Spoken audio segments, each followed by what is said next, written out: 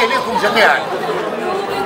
اليوم في غزة مقاومة من أجل تحرير الأرض المغتصبة، واليوم في تونس مقاومة من أجل استرجاع الحرية المغتصبة، من أجل استرجاع مسار الثورة المغتصب من المنقلب. أينما حل النضال كان هناك انتصار. كل ما تناضل ما تخافش، لابد أن تنتصر. والمستكين واللي يخضع يقعد دليل. المقاومة هي السبيل الوحيد باش نسترجعوا أرضنا في فلسطين، باش نسترجعوا حريتنا وبلادنا ودولتنا اللي فكها الانقلاب، فككها وردها ضيعة. فيما فلسطين فكها المستعمر والصهيوني وردها ضيعة اللي هو طرد مال البلاد. السيد هدايا المنقلب اللي ما عنده حتى شرعية في قرطاج، حتى شرعية موجود غادي يغتصب البلاد والسلطة والعباد. بنموذج هو موجود غادي، وبنموذج إسرائيل موجودة في فلسطين. هذا بالباطل وذاك بالباطل، لما وحدة الباطل ووحدة المقاومة.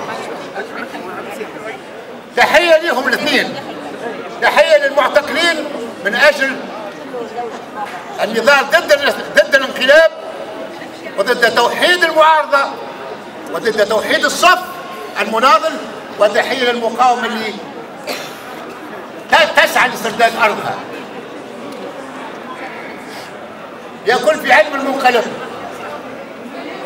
أنه بوسائله البدائية القراوسطية البشعة الدعيسة اللي بتنجم تمكن عن عقليته المتخلفة، يكون في علمه أن الضوء اللي عمله الجوهر بن مبارك ما هوش باش يخليه يتراجع، لأنه يعني مش خواف كيفك، ما هوش شباب كيفك.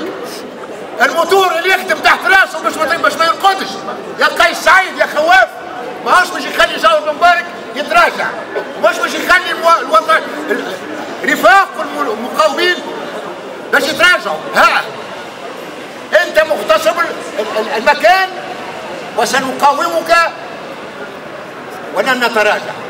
لا لن، وانا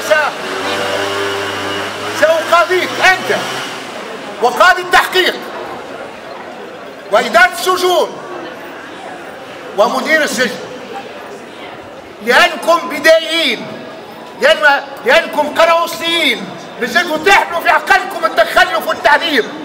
يا جهلة، أنتم أجرمتم في حق جوهر وحق رفاقه، ماناش نسامحوكم. كما ما سامحوش المناضلين في فلسطين الاستعمار، احنا ماناش نسامحوك، لأنك بالنسبة لنا كان الاستعمار.